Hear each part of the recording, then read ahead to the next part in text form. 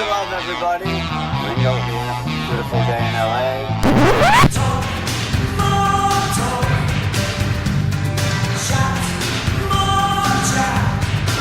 So it was good to be able to kind of get it out in a song. The whole, origin of where we're all coming from.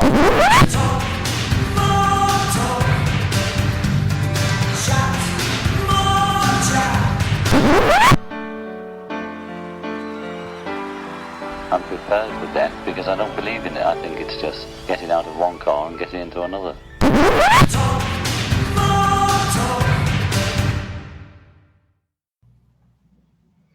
Hello, everybody, and welcome back to Talk More Talk, a solo Beatles video cast. I am one of your four co-hosts, Tom Hunyadi, and you may know me from my other show, Two Legs, a Paul McCartney podcast. Today on this episode, we're going to be debating the question that's, a lot of people get heated about, and that's should Wings be included in the Rock and Roll Hall of Fame? I know a lot of people consider that just another part of Paul's solo career, but I don't know. We're going to talk about it, and we're going to get everybody's thoughts on that, and including yours. So please type in your comments, and we're looking forward to hearing what you have to say. But first, let me introduce my co-hosts. First up, she's back. She's refreshed. She's relaxed. She's ready to go. She is the author of this book right here, Songs We Were Singing, the guided tour to lesser known Beatle tracks. And she's also the author of Michael Jackson FAQ. She is the one and only Kit O'Toole. Kit, welcome back. Thank you so much, Tom, Ken, Joe. Great to see all of you, and wish I was drinking a rum punch instead of this Coke. But what can you do? Yeah, you had to come back, huh? I had to come back. Oh no, darn it! How do you know there isn't rum punch in that can? Right. Good point. You could be fooling us. Yes. Next up, he is the YouTube sensation. He is our favorite Beatles video guy over on YouTube. He does a lot of great solo Beatles, a lot of Beatles videos, a lot of fun rant videos, and he is Joe, aka Me, Mr. Mayo. Joe, how you doing? I'm doing great. Thanks for letting me be on again.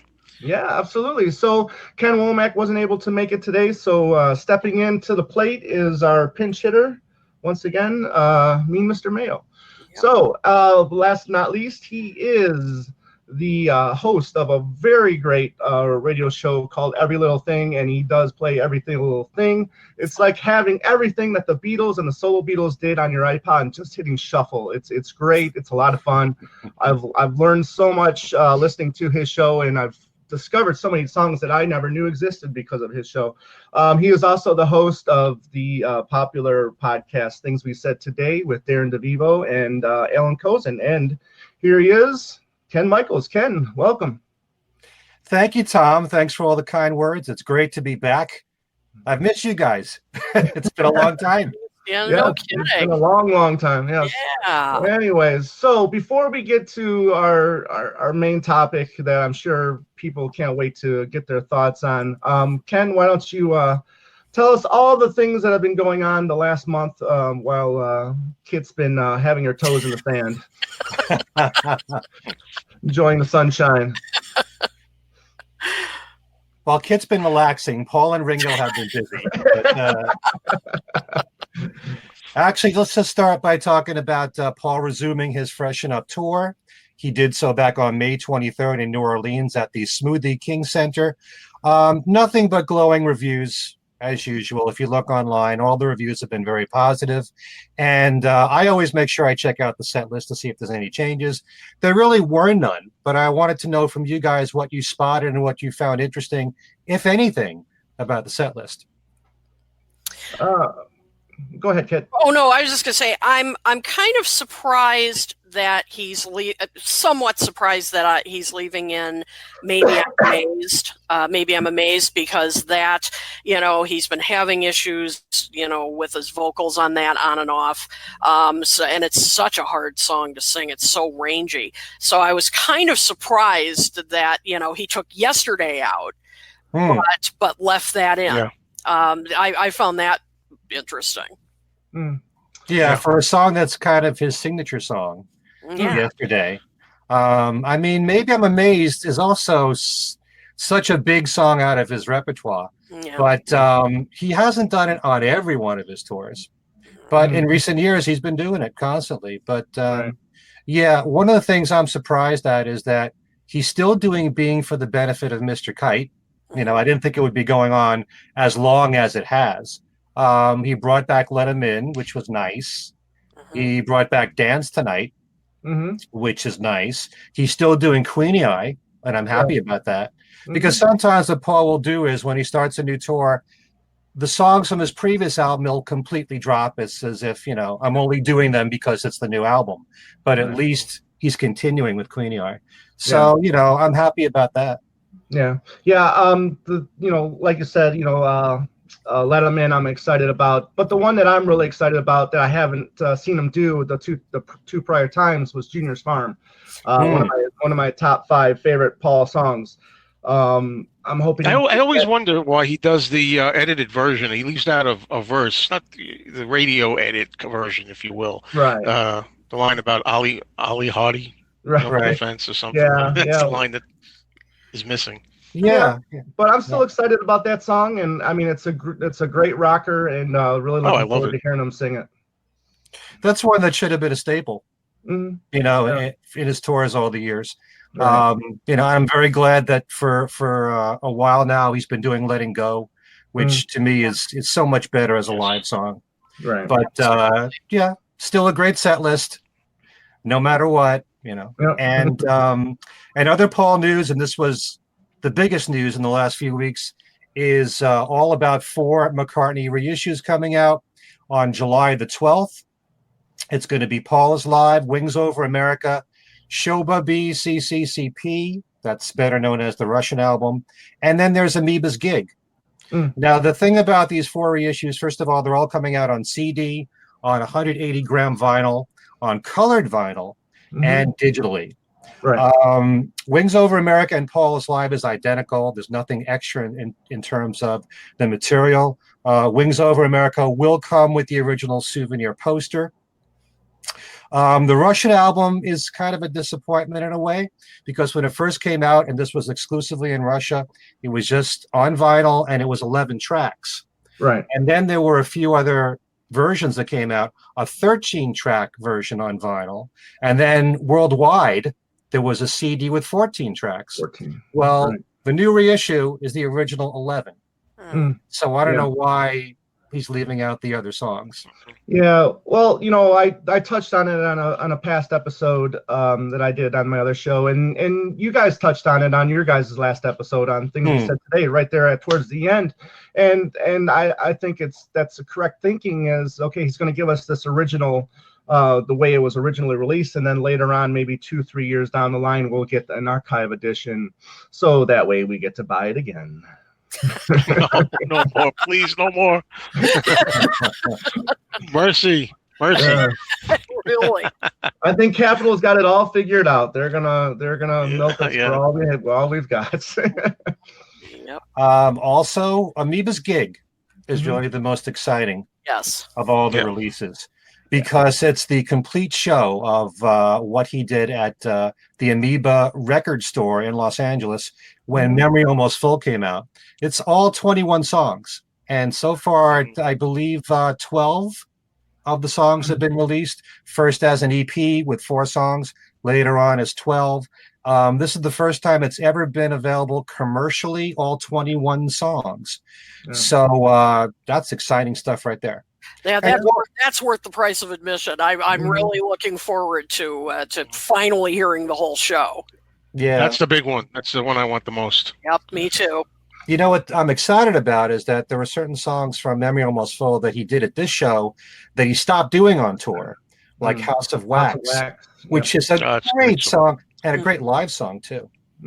So yeah, I'm pretty excited about Amoeba's Gig, but for the rest of you, this is really just to keep the catalog in print. Yeah, and Amoeba's Gig is the exciting part because, like I said, the full show has never been available before. Oh, excuse me for a minute, Ken, but I think isn't there supposed to be also a sound check coming up on one of these. I think it might be the Amoeba one. I heard that's supposed to be a extra track. Yeah, one of the I reports. think it's on the vinyl or the CD. Either one, you're going to get an extra track, which is the sound check of Coming Up. Interesting. Oh, cool. Okay. Did not know that. Mm-hmm. Well, the more material, the better. Yep. Also, we never really got to talk. I know, Tom, you did a whole presentation on YouTube about the Travelers Edition of Egypt Station. And do you want to talk about the bonus track now, or are we going to be repeating ourselves? I have it right there. Tom is always ready. Yeah. The bonus tracks are a lot of fun. Especially Frank Sinatra's party and 62nd Street. I think they're both quality tracks. Again, just like Get Started and Nothing for Free, they're worthy of being on the standalone album. Great tracks, a lot of fun. Again, you guys touched on it as well on things we said today. The origins of Frank Sinatra's party, where it was what originally called Fishy Matters Underwater. Right. I was listening to that on YouTube. I mean, that was the first time I've heard it. I thought it was a lot of fun there too. I know a lot of times Paul says that he'll come up with the melody of a song first before he comes up with lyrics. So maybe he just didn't have lyrics for this song, at the time. It was cool to see something. I love it when he dusts off something old. I love it when like A Beautiful Night, where he had that ready, or he started that, like in the, in the mid 80s, and then, he dusts it off and then finishes off, for Flaming Pie. I love when he does stuff like that. I'm sure he's got plenty more material in his back pocket that he can just, whip out like a comb anytime he wants to, and then just, present it to us, I'd be curious to find out when he finished the song. Because if you listen to Fishy Matters Underwater, it's just the backing tracks. In fact, it isn't even a melody. So when he wrote the lyrics, we don't know. When he wrote the main melody, we don't know. He could have written it any time from 1976 on. So if it's something that he just revisited recently, that's kind of fascinating to me that he would even remember when you consider the backlog of all the stuff that he's done that's unreleased. Yeah, and then, the one thing about the Suitcase I will say that I'm a little disappointed in it with is that I would have loved that if the Explorers Edition would have been in the Suitcase instead of just the regular standalone, album. When you look at the, Egypt Station 2, you're only getting Frank Sinatra's Party, 62nd Street, and Who Cares, the full-length version on vinyl in there, and then the live stuff, the 4 live tracks. So you're not getting, Get Enough, even though, a lot of people don't care for that song, and you're not getting Get Started or Nothing for Free on vinyl in there either. So if you wanted that, so if you wanted that stuff on vinyl, then you had to get the Explorers Edition. So. Well, Tom, what do you want for near $400? Well, what is the one thing we need really, with all these special editions? It's all the, it's the lack of bonus context, But but like I said, I mean, it's a fun piece. I'm all in on this album. I love the album, and if he does another version another year from now, I'm not going to say that I'm not going to buy it, because you never know. Because another thing, Ken, is you've mentioned before, is there could be up to 27 tracks, that were presented or in the sessions. Now, however, I don't know if you're also including C-Link and Naked in those 27, because I don't know if those were originally considered a medley at first. Maybe he presented those tracks as standalone tracks, and then later put them in as a medley.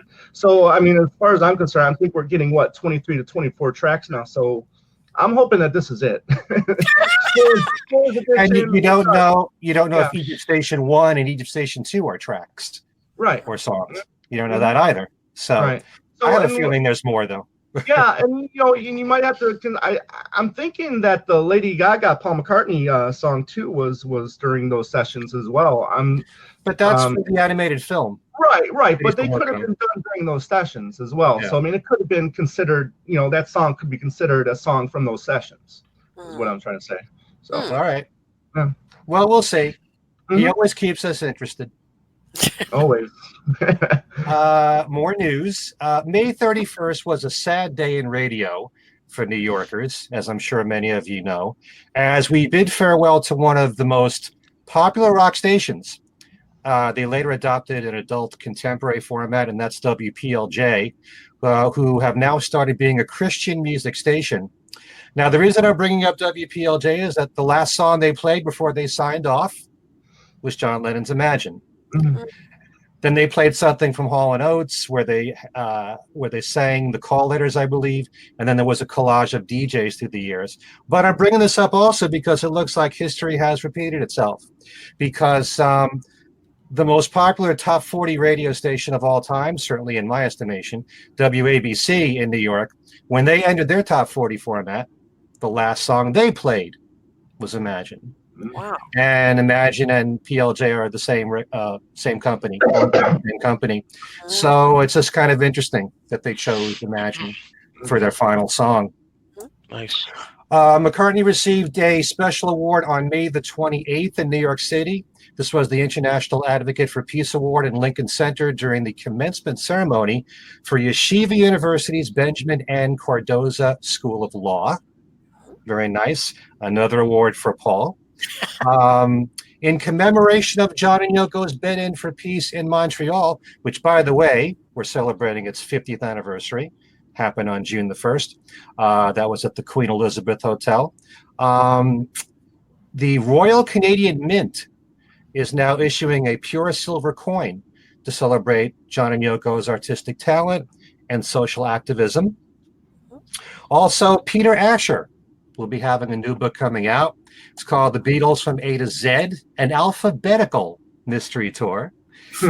And it's based on 26 episodes of his very popular radio series on the Sirius XM Beatles channel. His show is called From Me to You. And the hardcover book comes out November the 12th. We have to take note of the passing of Leon Redbone at the age of 69, who mixed pop with Tin Pan Alley music. And I bring up Leon because there is one big connection between him and a Beatle. Leon and Ringo Starr recorded a duet of My Little Grass Shack, which I have played on my radio show on Every Little Thing. It's on Leon's album called Whistle in the Wind, which came out in 1994. And we also take note of Rocky Erickson from the 13th Floor Elevators, who just passed away. The band was known for having a psychedelic garage band sound. They made 4 albums. They didn't cover Beatles, but they used to perform Beatles songs live, including The Word. And also, this is something I was happy to announce on Things We Said Today and Every Little Thing. Hopefully some of you guys know about this. A very interesting tour coming up. It involves Joey Molland of Badfinger, Todd Rundgren, Christopher Cross, Mickey Dolenz, and Jason Scheff from Chicago. They're all going to be in one band together. They're going to be backed by the Beatles tribute band Rain. And they're going to be doing a tour where the first half of the show is them playing their own hits together as a band with Rain backing them up. And the second half of the show is them doing songs from the White Album. Oh, man. Now, I don't know if it's the entire White Album. I don't know if it's going to be other Beatles songs besides the White Album. But this is how I understand it. It's going to be at least part of the White Album. But this reminds me of something that happened back in the early 2000s. And I hope some of you guys watching this will remember there was something called A Walk Down Abbey Road, which had a whole bunch of artists all performing as one band. And some of the very same people that make up this band were part of A Walk Down Abbey Road. Todd Rundgren was there. Joey Molland was there. Denny Laine was a part of one of the bands. Mickey Dolenz was not. Christopher Cross was. Todd was. Alan Parsons was in it. Wow. And Wilson from Heart was in it. John Entwistle of The Who was in it. Some of the same people that were part of Ringo's All-Stars were part of this, A Walk Down Abbey Road. And they had Godfrey Townsend, who's a great guitar player, and his backing band, backing those bands up. There were a couple of tours in the early 2000s. And then the second half of their shows were all these people playing Beatles songs. So this is a lot of fun. By the way, Jason Sheff, in case you don't know who he is, he was a part of Chicago. He Right. was a later member, and he replaced Peter Cetera. Yep. Yeah, Great singer. Yeah, definitely. Some of the later hits of Chicago that were more ballady, like Peter Cetera's songs, were sung by him. And it's only a few years ago when Jason left the group. So he plays bass. He's a great addition to this band. And so what I have heard is that the tour will take place September 7th through October the 20th. 25 dates so far. I don't know if they will add more. Most of them are on the East Coast. I haven't been given the venues for each, but as soon as I do know, I'll post it on our Facebook page, on my Facebook page, so you guys watching will know about this. Yeah, I hope it comes to Chicago and other cities, because really it sounds like a really cool concept, and I mean you've got some great, not only musicians in general, but obviously Beatle nerds like us, so I mean that'd be an incredible show. So let's hope so. Let's hope there's more dates coming. I don't see them passing up Chicago being such the big market that it is. So I'm sure you'll be there. No, it's true that in addition to these guys playing their own hits, which they've probably done so much throughout their careers, they also take a break from it and just rock out with Beatles. Yeah. And these are all Beatle fans, all Beatle geeks. Todd Rundgren has done so many Beatle-related things. Sure. And it's kind of interesting in a way. Think about this. Todd Rundgren and Joey Molland together. Yeah. Todd Rundgren took over the producer for Straight Up from Badfinger. Yeah. So they'll be together in the same band here. Right. Wow. Very, very cool tour coming up. So before we go with our main topic, I just want to mention the major releases coming up, because there are several. June the 7th, which is a few days away, the reissue of Rock and Roll Circus is coming up, which has an alternate take of Your Blues in there from the Plastic Mac, which was a band with John and Yoko, Eric Clapton, Keith Richards, and Mitch Mitchell. There's also a rehearsal of Revolution that they do, which has never been released before. Wow. And a jam with the band. There's going to be, let's see here, a 3-album vinyl version. It's also going to be available as a double CD, a DVD, and a Blu-ray, plus a limited edition 4-disc set, which is made up of 2 CDs, the DVD, Blu-ray, and a 44-page booklet. June the 28th is the official release date of the Danny Boyle film Yesterday, when that will be premiering. Although there have been advanced previews so far. I haven't seen the film yet. A lot of people are interested in this. Very cool idea in this film. July 5th, we're all waiting for this one, the reissue of McGear. That'll be 2 CDs plus a DVD. The DVD will have 2 interviews with Mike McCartney in there and a video for the song Leave It.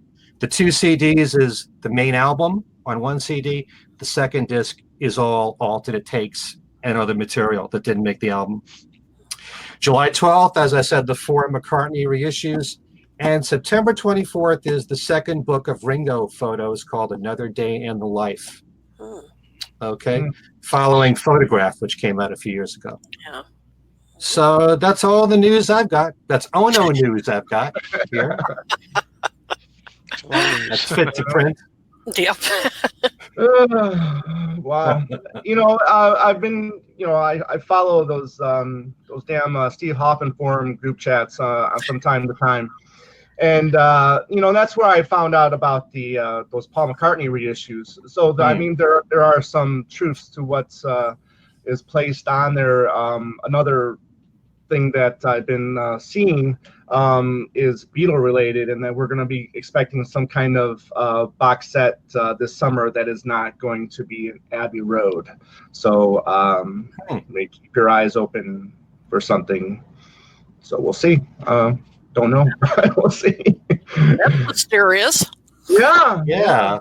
It's I mean, these people, they're not going to give away, if they are in fact in the know, they're not going to tell us what these items are until a day or two before they're actually announced, like they did with the the Wings box sets last year, and then these Paul McCartney reissues. So I'm kind of curious to see what what it's all about. Some people are speculating the U.S. albums on vinyl, the U.S. Beatle albums on vinyl. So we'll see. So. I don't know. Abbey Road is enough for me. Yeah, As far as the group is concerned. exactly. So, Yeah, I'm waiting for Let It Be. I want the new Let It Be. That's why I well, can't wait to get through Abbey Road so we can get to Let It Be. Peter Jackson film. Yeah, Right, here well, you go. if they're going to do it on the 50th anniversary, that would be next May. So there's not that long a gap between September for Abbey Road and May for Let It Be. right. So, Not too Right. long to wait. yeah. Cool. Bernardo made the pre-order from the gear, so good All for right. you. All right, Bernardo. Looking forward to it. Yeah, absolutely. Great. Ken, so that's good. You're all set? Yep, that's it. That is all. Yeah. Well, on to our main topic. I've seen a lot from all the Facebook pages of, Beatles or Paul McCartney, and a lot of people, giving their opinions on whether or not they think Wings should be in the Rock and Roll Hall of Fame. Were they just a backup band to Paul? Were they a real band? A lot of people have mixed opinions about it and different views about it. When Egypt Station was announced, how was it announced? It was announced as Paul's 18th solo album, meaning that those Wings albums weren't including in that. So they're not including Paul's time with Wings. So they're suggesting that was a different time. I mean, that was Paul's band. So therefore, yeah, I mean, Wings was a band, so the question is, if they are a band, should they be in the Rock and Roll Hall of Fame? And, I mean, I'm sure you guys are aware of what the criteria is for, to be in the Rock and Roll Hall of Fame. I was looking at the site earlier, and for performers, I got it here. yeah, performers, it's, it says, honors artists which demonstrate musical excellence, such as influences on other performers or genres, length and depth of career and catalog, stylistic innovations, or superior technique and skills. Now, I don't doubt that I don't think any of us would disagree that, Wings, couldn't meet this criteria. I think they were influential. And they showed, innovations. They had superior technique. Joe, I mean, what are your thoughts? I mean, do you think? I knew I was going to be first. I just had a feeling I was going to be first. Oh, well, good. Okay. Honestly, my feelings are twofold on it. Mhm. And what I mean by that is a lot of people, when you discuss this a lot of times, it's like, who is in the Rock and Roll Hall of Fame now? Who's the new nominees, when the news comes out? And a lot of people, including myself, feel it's kind of getting very relaxed standards all of a sudden. The criteria that you were mentioning seems to have been gone with the wind in recent years, I think. There's people that everybody will argue, and this is why it's a tough topic for me. Why is so-and-so in there, but somebody else isn't in there? And these discussions around the water cooler or around, if you want to say the internet, whatnot, always get like that. Everybody's got their opinions, who belongs in, who doesn't belong in. So, because of that, it seems to me almost anyone can get in. It seems you have rap artists in the Rock and Roll Hall of Fame. You have, Leonard Cohen. Yeah, hold on one second. I mean, I think people confuse sometimes what the Rock and Roll Hall of Fame really is. I mean, it's not just rock and roll. I mean, it's the roots of rock and roll, where it came from. So I don't mind, other acts from genres getting into the Rock and Roll Hall of Fame. But sorry, go ahead. Yeah, well, I'm saying, based on that criteria, I was going to say on the first half, well, sure, Wings belongs in, I think. But everybody is getting in. But I don't know. I love Wings. I love Linda McCartney's harmonies. I'll support Linda and defend her all day. Anybody says she didn't add anything to Wings, I think she was essential. And Denny Lane, of course, even writing with Paul and everything, terrific.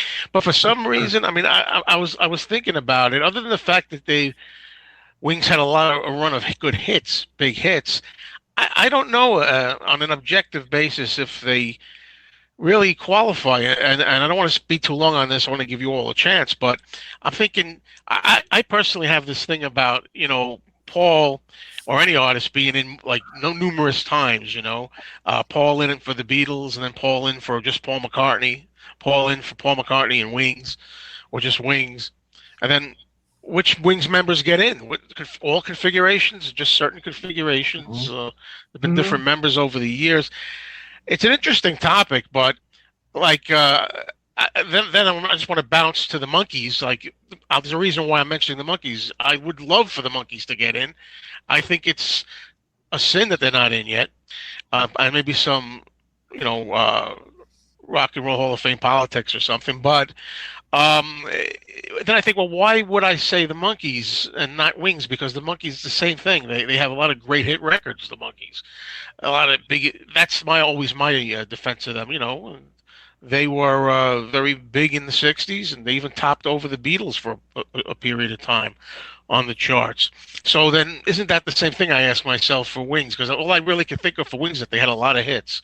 Did anybody really become influenced musically and say, hey, Wings made me want to go out and play guitar? Maybe. I don't know. So I'm kind of like of both minds about it. Maybe people who are pro Wings being in can convince me during the course of the show a little bit more. I'd love for them to be in, but I'll take it if I can get it. Right. But yeah. Well, like you said earlier, I mean, Caitlin here just makes a good point. She says Clapton is in like 20 million times. I got my notes right here, by the way, about Clapton. He has been 3 times with Yardbirds, Cream, and his solo career, and he could be eligible for 2 other projects with Derek and the Dominos and Blind Faith. Right. And even his time, even his help with Mail and the Blues Breakers. So.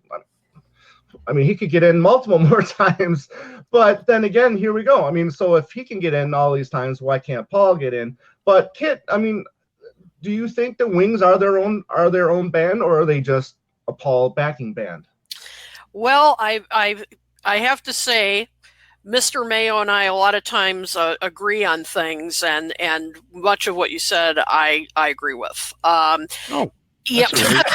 So we always seem to be on the same page. Stuff. It's scary. I mean, the thing is, I mean, first of all, before I say this, I love Wings. I love the Wings era. I mean, there's so many great songs that come out of it, and the musicians that played in Wings were fantastic. I mean. First class. I mean, no question. So this is absolutely nothing. I'm not detracting from their ability at all. I just always felt like that Paul was definitely he of course was the driving force, and I think I read somewhere that even Lawrence Juber referred to himself as a hired hand at one point. Now, I think they did have some input. I'm not saying they had zero input into the music, but other than Denny Lane, I just don't see that they were real equal collaborators, And so I just always felt like, it's listed times Paul McCartney and Wings. And, so to me, Paul was the driving force, and these wonderful musicians, kind of, I mean, he directed, in my opinion, he directed most things. So I don't know if I would consider them a true collaborative band. I mean, to me, it was a project that Paul headed. So those are just my 2 cents. So kind of, backpacking a little bit on what Joe just said, that they had a lot of hits. They really did. But as Joe said, and I think he raises a great question, did they really influence other people to pick up the guitar and all that? I don't know. Yeah. Right. And then, one of the criteria that's not, listed is popularity, how many hits you have, right. So, I mean, that kind of like, deletes itself out. Yeah, they sold a lot. Yeah, they had, number one over number one, Ella singles, number one, Ella long players. But yeah, you really don't get us on their albums. For me, you don't really get a sense that it was, a collaborative effort.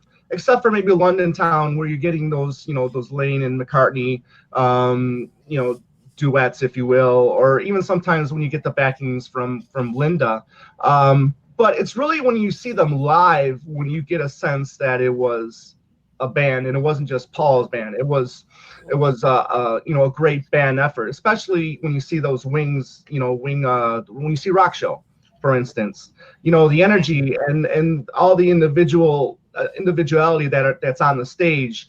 Everybody's got their own personal, individual, moves. I mean, they're in sync, yeah, and they sound great.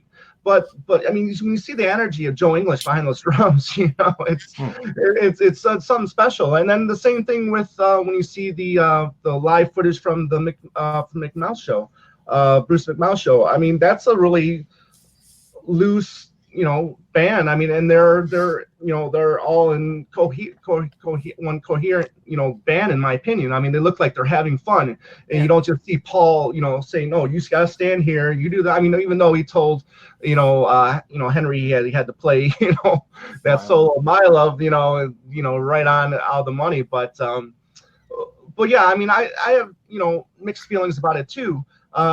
Ken, what do you think about Wings being a band or the backing band? Well, this may be one show where I'm all alone here. Because first of all, they should definitely be in the Rock and Roll Hall of Fame. It's probably a moot point because Paul was inducted for all of his post-Beatles work, which I think was a mistake not to separate the Wings stuff from his solo music. There is a definite difference between a Wings album and a solo Paul McCartney album. I agree. Can anyone listen to Venus and Mars and Pipes of Peace and feel it's the same kind of an album? It's not. If you go all the way back to the very beginning of Wings, I think it was Paul's intention for Wings to be recognized as a true band. You go back to the live tours of Wings, you've got Henry McCullough doing a song, Henry's Blues. You've got Denny Lane doing a few of his songs, I Would Only Smile being one of them. I'm trying to think of the other one. There was one early on that he did as well. Even Linda had Seaside Woman. It wasn't just Paul doing the lead vocals. And then throughout their albums, you've got plenty of songs that Denny Lane sang lead to, songs that he wrote to, which not only did he contribute as a writer and as a vocalist, but since we just mentioned that radio station, WPLJ, which I knew I'd have to bring this up because you know what it's like when you're told, if you're like a second generation Beatle fan, you don't fully understand what it was like because you didn't live through it. Well, believe me, I lived through Wings. And in the 1970s on WPLJ in New York City, which was one of the biggest rock stations along with WNEW, they played Time to Hide on that radio station. They played Medicine Jar on that radio station in the #1 market. Okay. When London Town came out, they played Deliver Your Children. They played Wino Junko from Wings at the Speed of Sound. It wasn't all Paul McCartney songs. And Medicine Jar was a big song on rock radio then. And PLJ reflected what the rest of the country was doing, so, and I can also tell you from having seen Wings Over America, granted only one show, but my favorite concert ever, Time to Hide was a big number. Medicine Jar was a big number. I've interviewed many of the members of Wings. I've interviewed Denny Seiwell, Henry McCullough. I've interviewed Lawrence Juber and Steve Holley, Denny Lane several times. They all will give you a different answer as to whether or not Wings was a real band.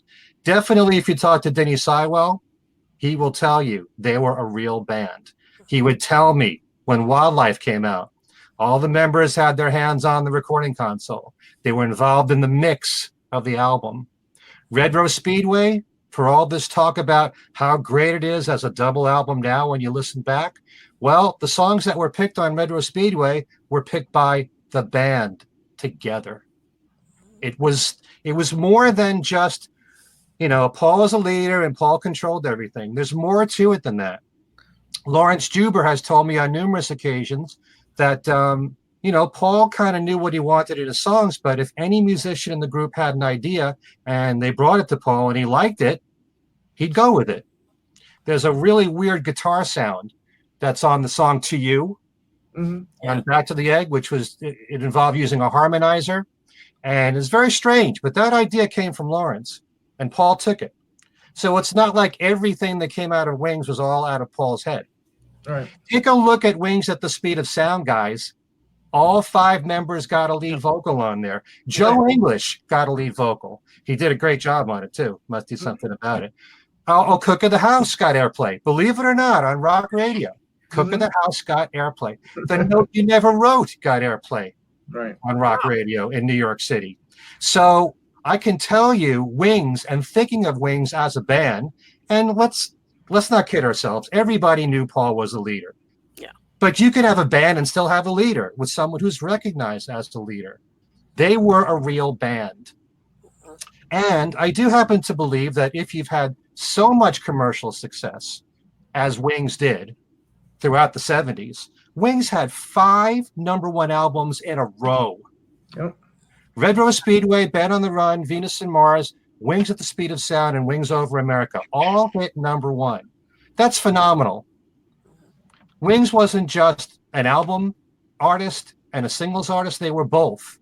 And as someone, as Tom knows, I follow the charts. I'm always quoting the charts on my show. Whether you follow Billboard, whether you follow Cashbox, Paul McCartney in the 70s with Wings and the earlier hits before Wings either ranks #2 or 3 as the biggest singles artist or album artist of that decade. They really were big. I'm not saying everybody that bought Wings albums were buying it for Denny Lane songs or Jimmy McCulloch songs, but they were aware of the other members. And go back to the Wings Over America tour.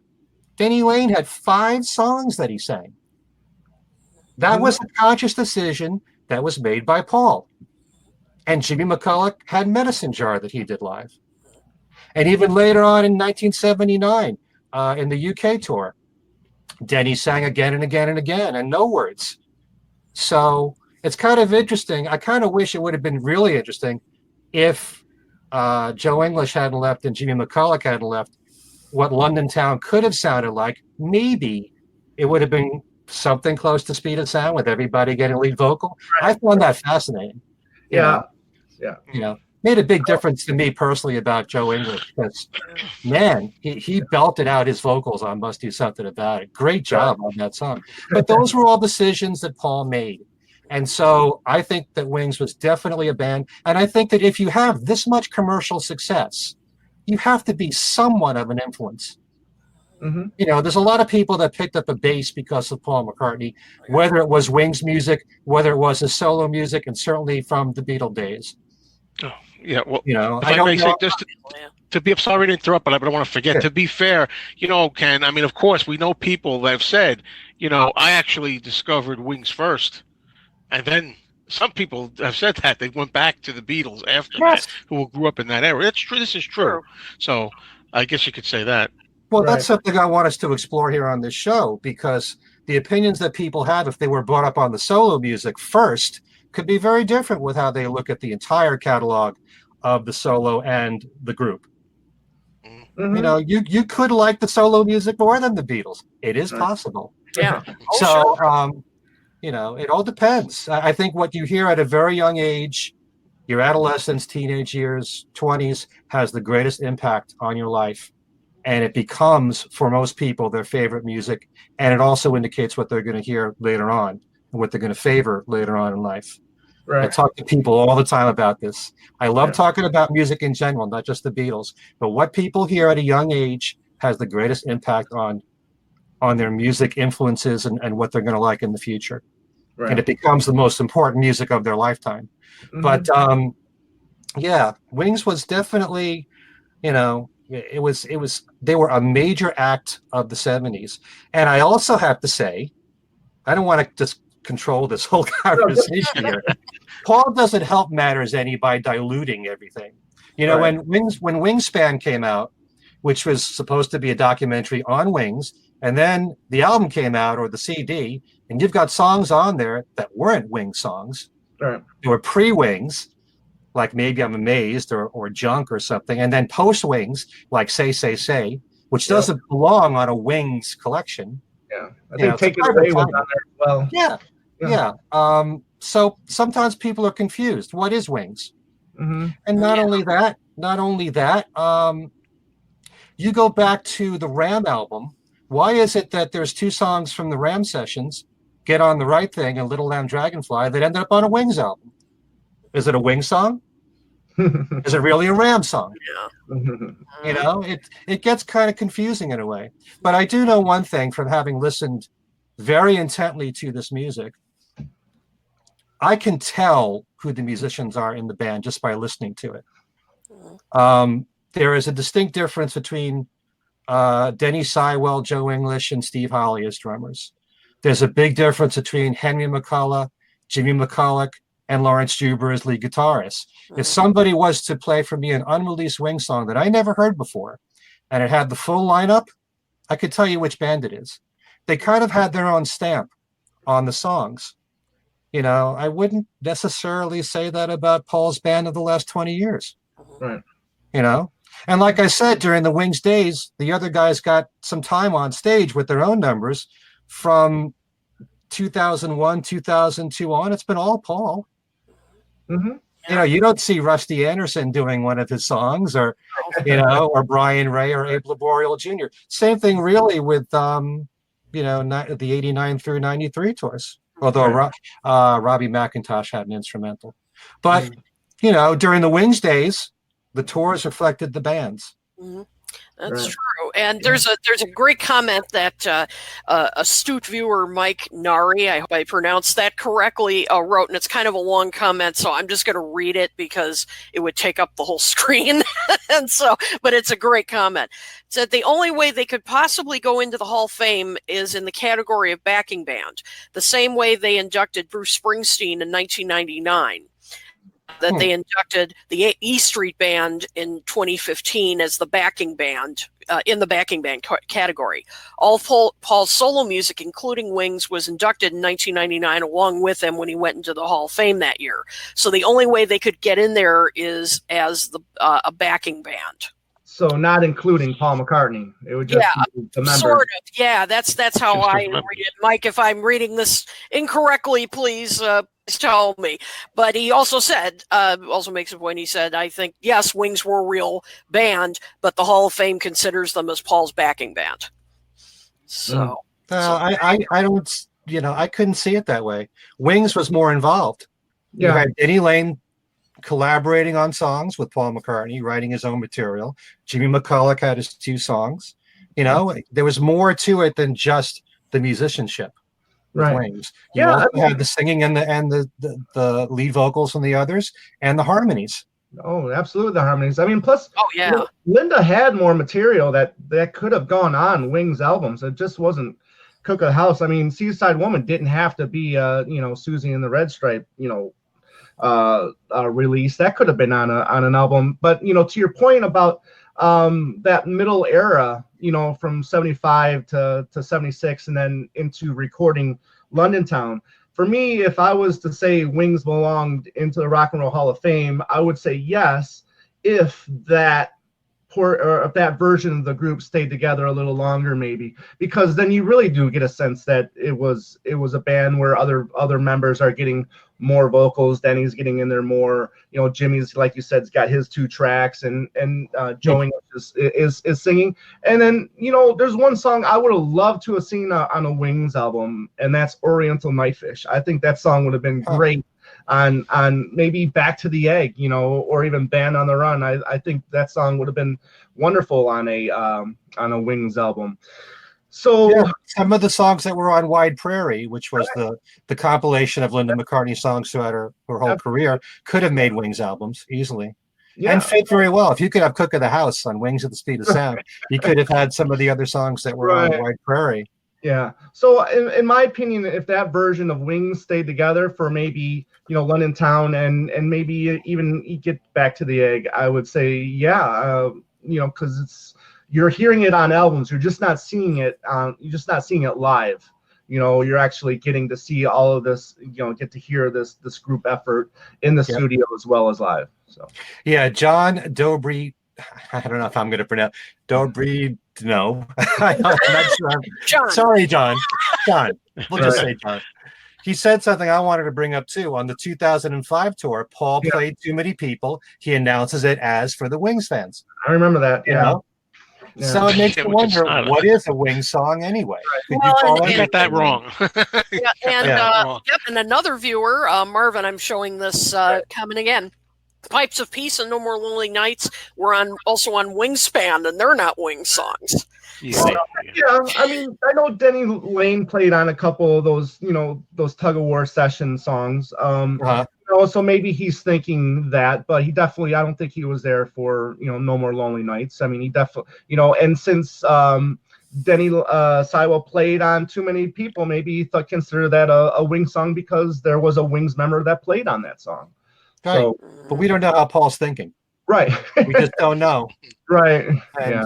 not only that, I was just remembering when I recently interviewed Denny Sywell, he was saying that when Wings started, Paul wanted everyone to look at Wings like they were the Beatles.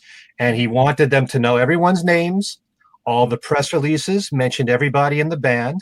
And you will also find online, there were times when there were interviews done with the band where each member was asked a question. Mm-hmm. Now, that was done intentionally.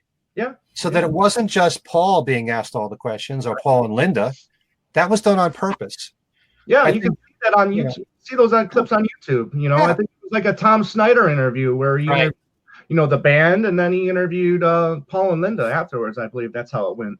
And you can see all different kinds of interviews where they're all of them are getting questions. So I agree with you, Ken. Yeah.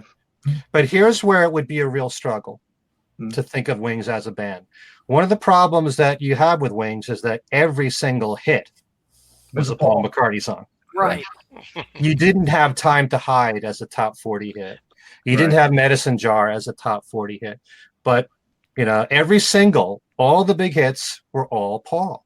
Compare that to Fleetwood Mac, or the Eagles, where you had many different vocalists, who lead vocalists who shared in the hits. Right. So the perception of Wings to a lot of people is not that they were a full band. They were Paul McCartney's band. Mm-hmm. Yeah. Yeah, I agree with that. Yeah, and I was going to bring that up too. Yeah, so many bands that are in had so many different, lead vocalists, whether it was Chicago or the Eagles, Fleetwood Mac, even Kiss, So yeah, Joe, Wings a backing band, or are they a band? No, well, I mean, they're a band. I think they're a band. I don't think that's really the question, really. I know a lot of people do question it in general, but for this, I'm thinking more in terms of do they belong in the Rock and Roll Hall of Fame? But when you ask me that personally, I'll be honest, just me on a personal level, it's going to be hard to say, but honestly, I don't care who's in the band. I prefer some to others members. However, it's Paul I'm there for. Although I do recognize the difference. There is, as we said before, a difference between Wings with Paul and Paul doing his own instrumentation on McCartney, or how he's doing it now with his new band, they've been around since 2001 or something like that. 2001, too. But you know what I mean. This current band, there's definitely differences, but I'm there for Paul primarily, and I think a lot of people are. We're not, debating that, but so they're a band to me, sure, and different forms of bands depending who's in there. Yeah, and Paul who's wanted your favorite? And Paul wanted it. It From the Wings. beginning, he did that, and I think it was Capitol. He tried to make it a band effort. Yeah, and I think it was Capitol that suggested no, because Wings Wildlife didn't sell, that Red Rose Speedway had to be Paul McCartney, right. And Good Wings, so it wasn't his doing on that. Right. So, I mean, there was real, intent on his part to make it a band. I get it and I appreciate that. However, with all of that Paul material all throughout, those albums, except for, maybe, Wings at the Speed of Sound. I mean, it's hard for somebody someone new to come in and say, okay, wow, sounds like it's Paul and plus his band, so. But also, to further your comment about the name being used, starting off as Wings, it didn't do as well. Then it was Paul McCartney and Wings. As soon as Ben on the Run did well, then it was just Wings. Right. Paul didn't want to have to rely on the name Paul McCartney. He wanted the world to look at the band true. as Wings. True. Right. So his intentions were good from the very beginning. Whether it was executed well is really what we have to debate. Yep. Right. And and just a question here from Annie. It says, "Didn't Jenny co-write Mull of Kintyre? So Yep. not just a Paul song is their biggest hit." And yep, absolutely. That's true. Yeah. Although Mull of Kintyre wasn't a hit here, it became Right. at the time the biggest hit in the UK. Mhm. You know, Right. that's true. But I Yeah. guess I just, talking about different albums, like I tend to think of Band on the Run as, primarily Paul's baby. I mean, I just felt like on that album in particular that, that was his concept, his project. And again, I'm not saying he didn't, accept any, suggestions or anything from the band. And as you said, by the way, we keep mentioning Medicine Jar. That's a great song. Oh, I love that. Should have been a bigger Love that. hit. And I mean, it was about something very serious, but it was a great, great song. But, I still felt like, it was Paul driving, steering the ship, however you want to put it. And so, whenever I just think of that, and as Joe just said, I kind of agree, as much as I do love the different musicians that have played with Wings. I mean, as I said before, I mean, these are top level people. I mean, they all brought their own flavor. But Right. as Joe just said, primarily it's Paul that draws me, to the albums and everything. So I have to, once again, Joe, I agree with you. although at the Beatle Fest for Beatles fans, I keep saying Beatle Fest, I did love the Wingmen without Paul. Yes, they were They excellent. reunited. I It was agree. great That was seeing all great. of the members, because I love Back to the Egg, and I love that particular, mix for Wings. That those members there, Yes. Steve Holly and Lawrence Juber. So there was Denny up there, and Paul who. I didn't even need to see Paul. I enjoyed it Yeah. anyway. That could be a So- fun tour. I wonder if that could ever happen. If we can get, Yeah. Denny and Lauren. Lawrence and Steve or Yeah. Denny Sidewell.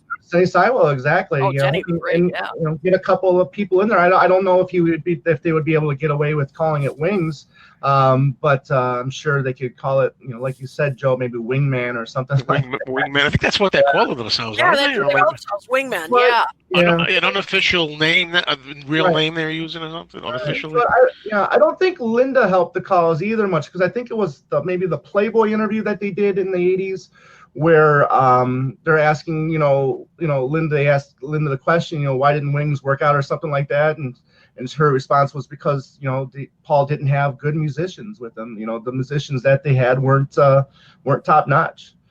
So I mean, comments like that, She said they were good musicians. They weren't great musicians. right? Yeah. I don't know. I have a problem with that comment from Linda. I have something to say about that, but I don't think I should.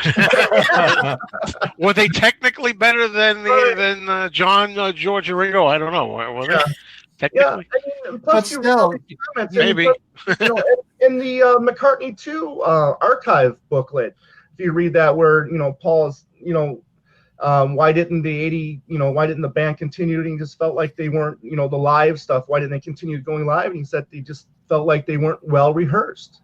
I just comments like these just baffle me sometimes. It's just, why keep going in it? Why keep going? With Wings throughout the 70s if you feel this way. Maybe it's your safety net or your safety blanket or whatever. I don't get why you're having all this success with these people, but yet you secretly don't feel they're up to snuff. there are certain things that in Beatle history we'll never get all the answers to. Right. And as for why Wings ended, we could all have our own theories. I happen to think that Paul, by the 76 tour, he reached the summit. Right. He proved that he can make it totally on his own without relying on the Beatles, although he did do 5 Beatles songs. It wasn't a lot, but he toured the whole world. He sold out everywhere he went. I think he got kind of tired of losing the 4th and 5th members along the way. Yeah. Right. And so then building the band back up again.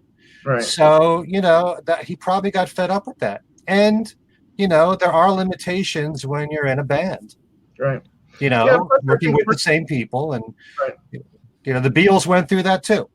Hmm. So probably Paul felt that it was time to start doing something else. When you watch that interview that was in the McCartney 2 package that he did with Tim Rice, was it? He looked like Yeah, he was really bored to even talk about Wings, like it's time to move on already. Hmm. You know, so I think he just had enough with being in a band. And Right. if you ask Denny Lane, he'll say that he left because he wanted Paul to keep touring, and Denny Right. loves to perform.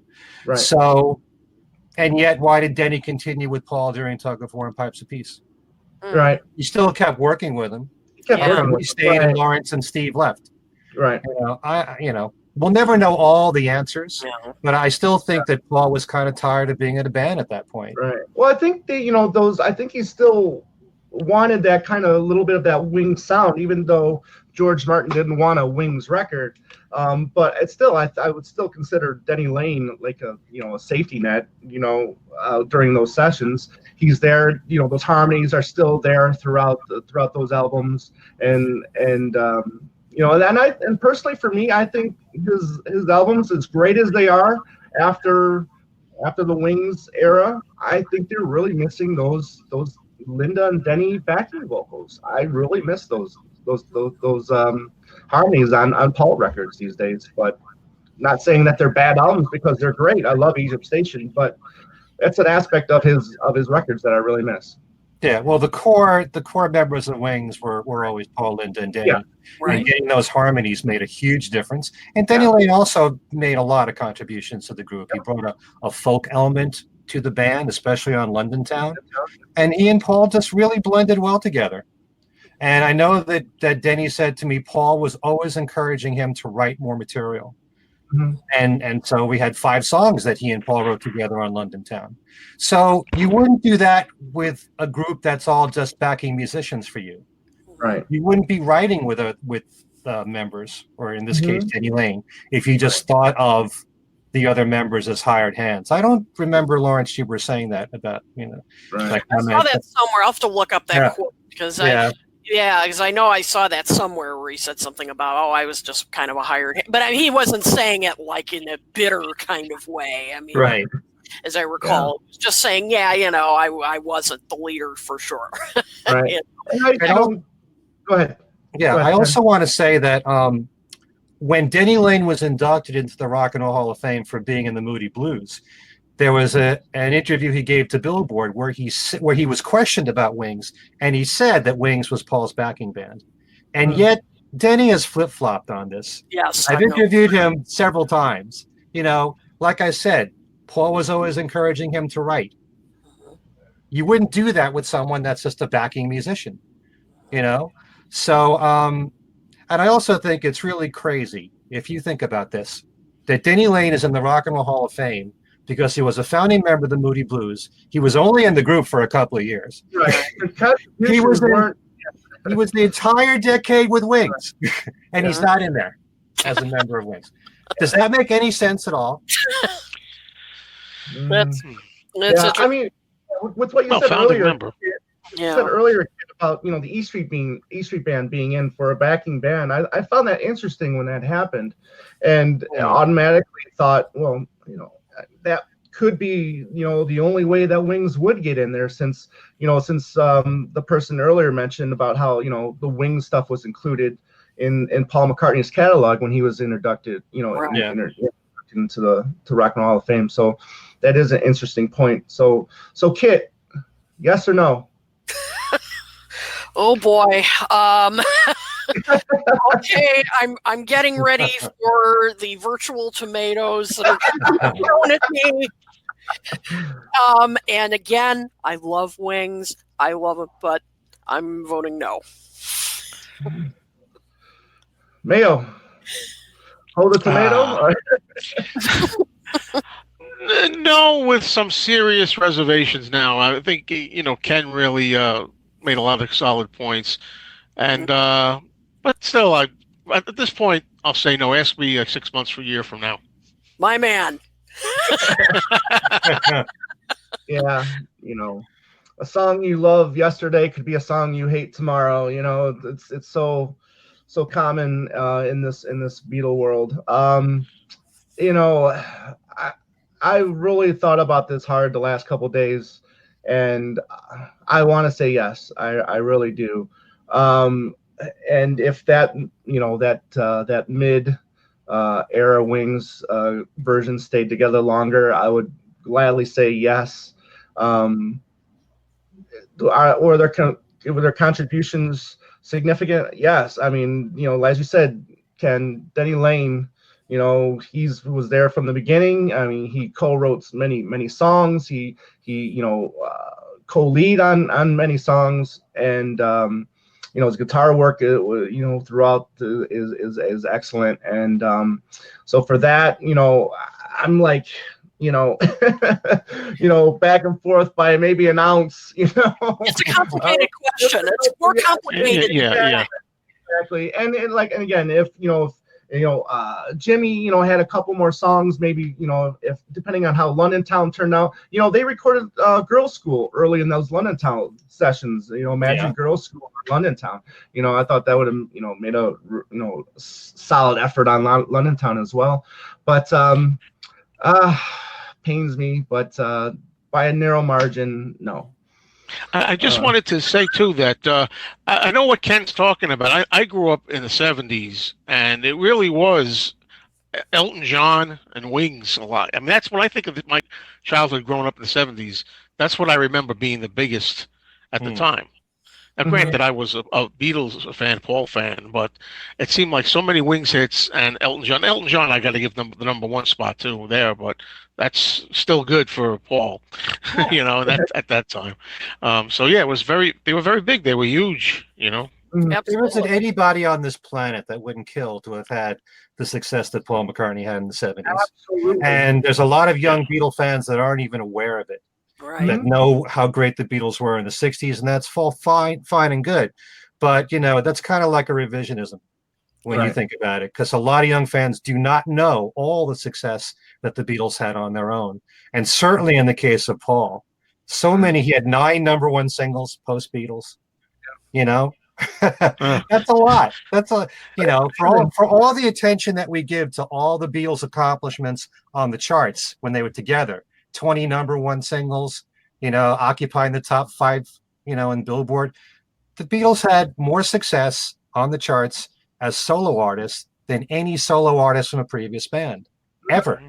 And most fans today that grow up just learning about the group aren't aware of that.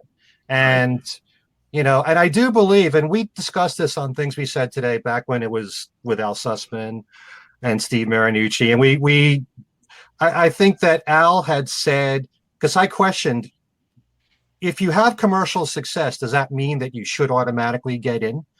Does that automatically mean that you've been an influence? And he thought, yes. If you're really selling millions and millions of records, you have to influence some people. Right. You know? And, you know, and it's a frustrating thing talking about Wings, because I loved all 3 of the major lineups of Wings.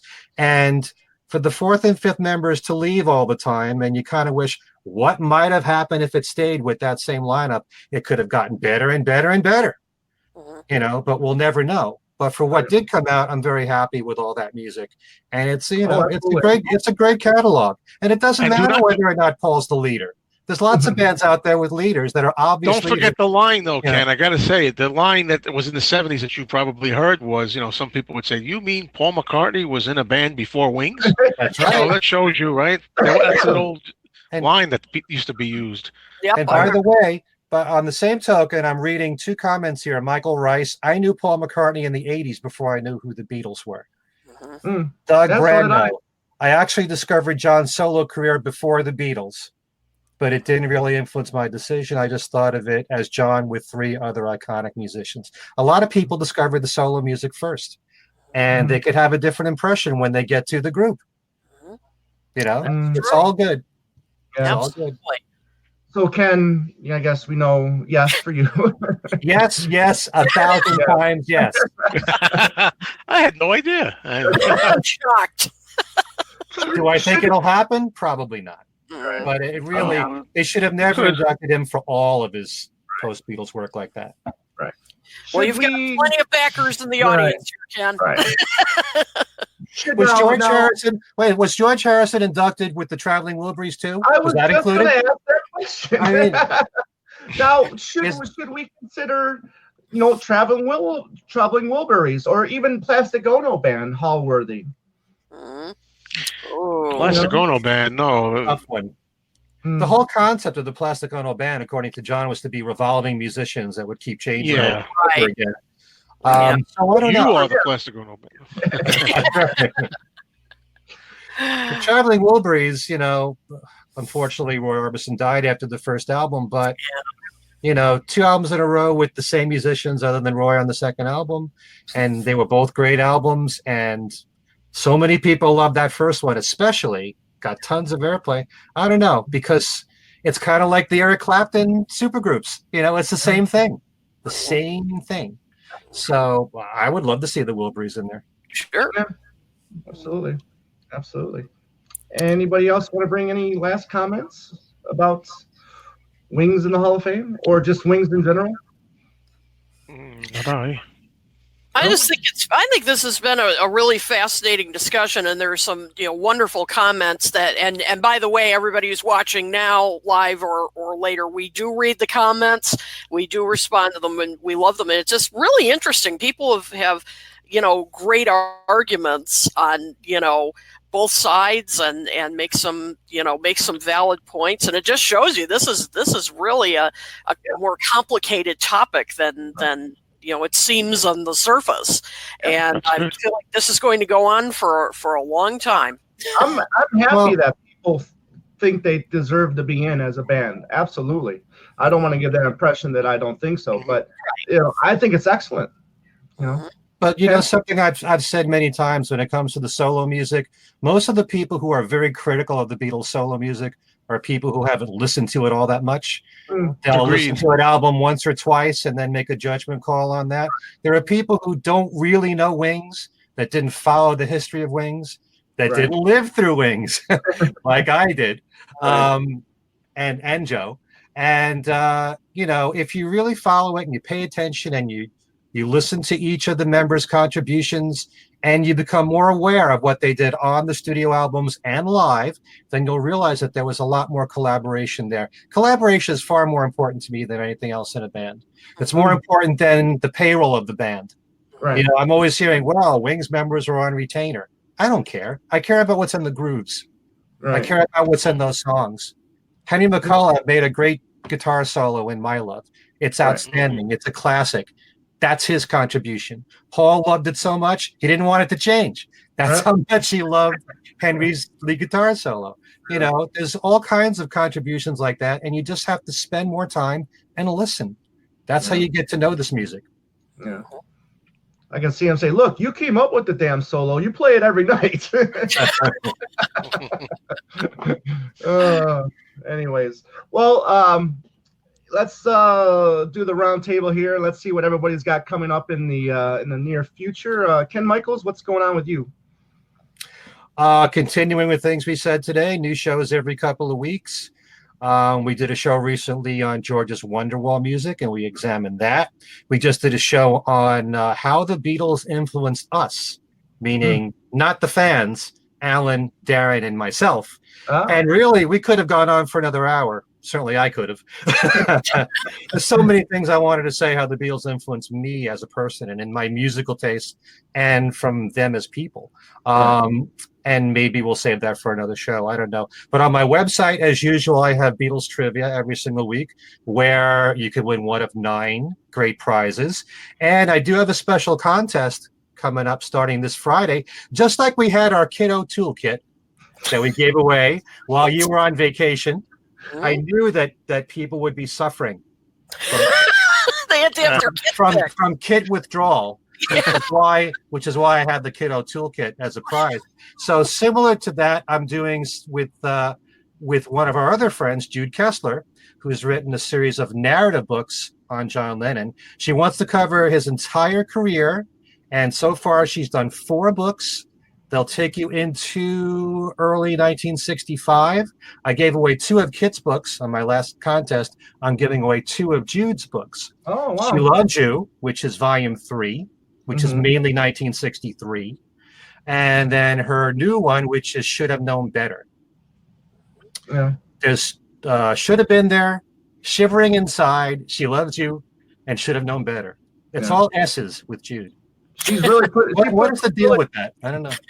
She really puts a lot of work into those books. I tell you. I mean, she really Yes, does she a lot of research on those books. Yeah, the newest one is really all about Beatlemania exploding around the world and in America, and it takes you into early '65. So you can win both those books in a special contest, which starts this Friday on my website. Over the course of a week, I'm going to ask 2 extremely simple Beatles questions, which I normally never do. I'm making it very easy. This may never happen again. So over the course of that week, if you write down the answers and email me the answers, one person will win both of Jude's books. Oh. So that's at kenmichaelsradio.com. All right. You should have a trivia question coming tonight too, at some point, right?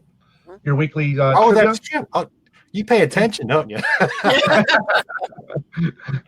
You notice, by the way, As that you the know, last- no, go ahead. the last trivia question that I asked had to do with something that we revealed on our last show about Right. George's sense of humor. Right. Yeah. You know, so the question was, I had a game called Famous Groupies, Mhm. which I named somebody famous in the lyrics of a Beatle or solo Beatle song, and the person was Socrates. Mm. So he's in the lyrics of Grease from George Yeah. Harrison. So Okay. one of our listeners knew that, won a prize, and so Cool. yeah, you sometimes just by watching this program or listening to my other shows, you might know a future answer. Right. So Pay attention. yeah. You did that a couple times on your radio show too. You did an answer or you did a question on Monday, and if it was like song related, you played the answer on your radio station. You're You very know? good. You picked up on that. Yeah. Wow. Yeah. Well, you know how much I used to love playing your contests. Yes, you won a ton of stuff. Yeah. Kid O'Toole, what's going on in your world now that you're back and hopefully settled back into your regular routine? Yeah, I'm getting there. I'm getting there.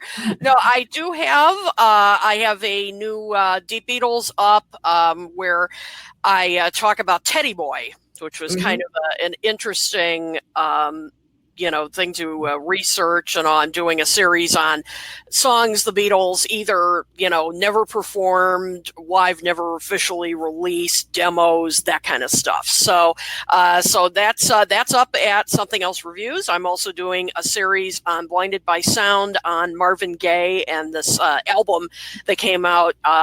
Kind of a new collection of some previous unreleased songs, some not, called You're the Man, which is really an interesting collection. So, that's up on Blinded by Sound. And I'm going to be on another podcast pretty soon. I don't know all the details yet as to when it's going to be on. So just go to my Facebook page, Twitter, all that stuff, and I will let you know of the precise date. And I think that's everything that's going on right now. Okay. And somebody asked me, do I still have the hat? Yes, Tim, I still have that hat. Maybe next time I'll wear it. Yeah. Didn't someone say something about your best Nancy Reagan impersonation? Yeah, I think that was Tim. I think that was you. Yeah, that I was. Yeah, when you asked about should wings be in, that just say no. I've compared to a lot of people, but Nancy Reagan, that's a first.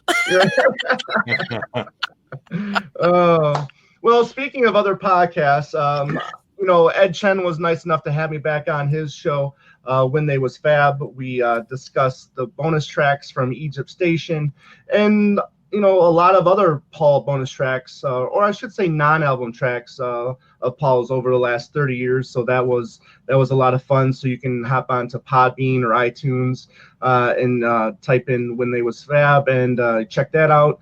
On my other show, Two Legs, David and I, we just did a show on the suitcase. Once again, this big honking thing, So we talk about that, and then David got to see Denny Lane in Michigan. So he reviewed that show, and he said he had a really good time. It was a lot of fun. He got the set list, and he got Denny Lane to sign it. So he'll have that to frame and to hang on his wall. In the future, I had a special guest on the show, and maybe he can talk about that when I turn that over to Joe. So, Joe, what do you got coming up in the future? Thank you. I was going to say just that. I had a lot of time to think while the other people were talking. No, actually, as Tom says, I was just a guest on his show, the podcast, Two Legs, with him and Dave, and I'm excited whenever that's going to be on. I can't wait to hear the playback of it. So you can look for that. Also, I have a YouTube channel, Mean Mr. Mayo, and I do all kinds of things, reviews, talking about the Beatles and solo Beatles. I do some comedy things too. But in addition to that, different hunts, going around looking for rare stuff, showing some rare Beatles and solo Beatles stuff. I keep getting a lot of that. And recently I found a scrapbook on some of my newer videos, if you want to check back a few. It was this scrapbook by, I guess, an estate sale. Someone had passed away, and this person was obsessed with collecting all kinds of clips in the solo years, and really the 70s, and some from 69, 68, 69, going to 77, 78, and it's all kinds of stuff as it happened. Reviews of Paul's albums and whatever was going on with John at the time. So I was going through that scrapbook, and it really was an amazing find to find it was a big bulky book like that, and it's worth watching that.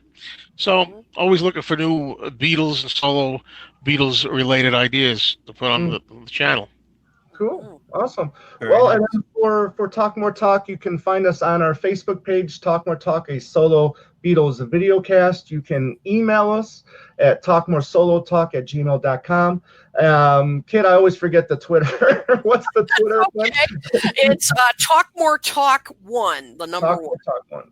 Easy enough.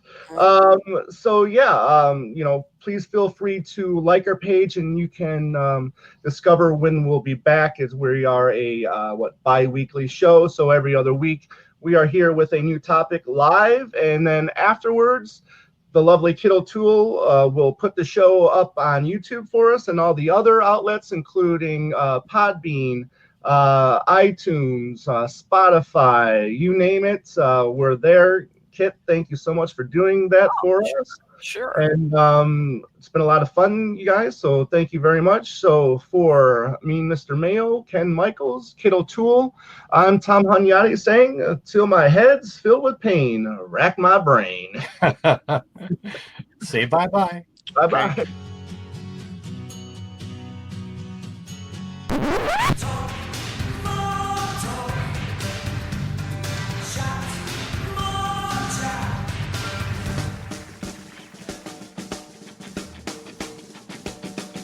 What?